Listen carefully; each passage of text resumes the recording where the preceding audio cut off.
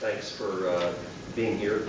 I'm Lee Fisher, Lieutenant Governor of Ohio and Director of the Ohio Department of Development. And I'm here today with Mark Shanahan, the Governor's Energy Advisor and the Director of the Ohio Air Quality Development Authority.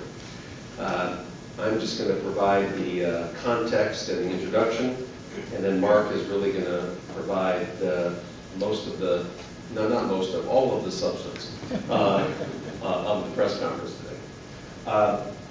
First, let me provide the context. I think you all know that the Governor and Speaker Houston and Senate President Harris, in a very bipartisan fashion, put together an exciting and we think critically important $1.57 billion economic stimulus package earlier this year. And we think it is absolutely critical for moving our state forward. During this economic perfect storm that is hovering over our nation and hovering over Ohio, we're convinced that there are two kinds of states. One, those that wring their hands, hunker down, and wait and pray for a better day. And second, which includes Ohio, are states that recognize that we not only have to live within our means, but also invest in what matters. And what you see here today is an example of that investment. We're focusing today on the $150 million out of the $1.57 billion that has been set aside for advanced and alternative energy. The rest of the package focuses on infrastructure, higher education, and other strategic industry clusters such as bioscience, distribution and logistics, and bioproducts.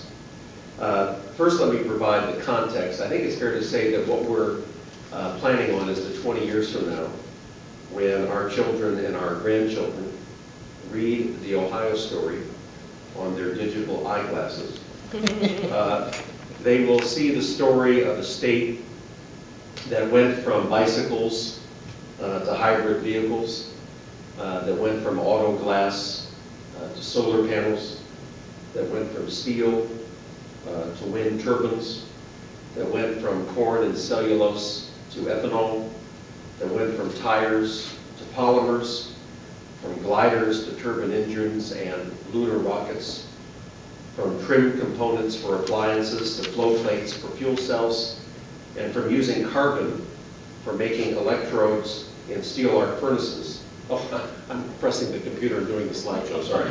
Okay. Okay. And now let's go to the eligible projects. I'm going to take Mark's whole thing. Okay. Sorry about that. Drives me crazy when I put my papers on the laptop. I'm sorry.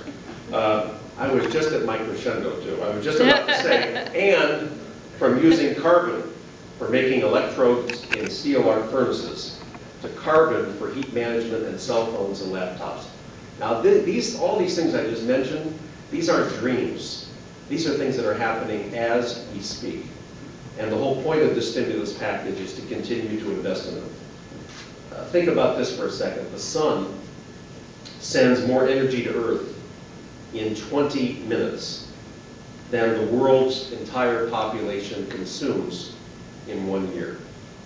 Think if we could harness that, and that's part of what the stimulus package is all about. Interestingly, we're already doing well. Site Selection magazine ranked Ohio first recently in the number of alternative energy projects just in 2007.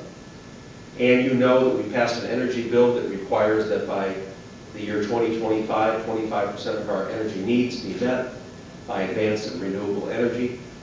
The Berkeley laboratories have indicated it's the third most aggressive advanced energy portfolio standard in the nation.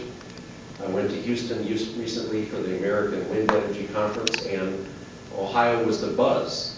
And we were the buzz, quite frankly, not because we had a portfolio standard, although that was the ticket of admission. We were the buzz because we're the third largest manufacturing state in the country.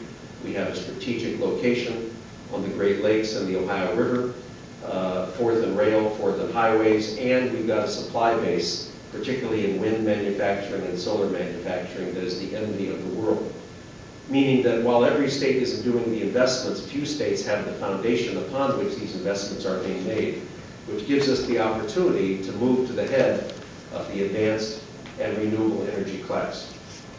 So what we're going to talk about today is how we're going to take advantage of the unique assets we have, of the unique investments that we have made. Another example is that we have the largest fuel cell supply chain in the country because of the $100 million investment we've already made, or about, and some of which we are still making in third frontier grants, and to capitalize on that and get money out the door, so to speak, through a process that Mark Shanahan will explain. So with that,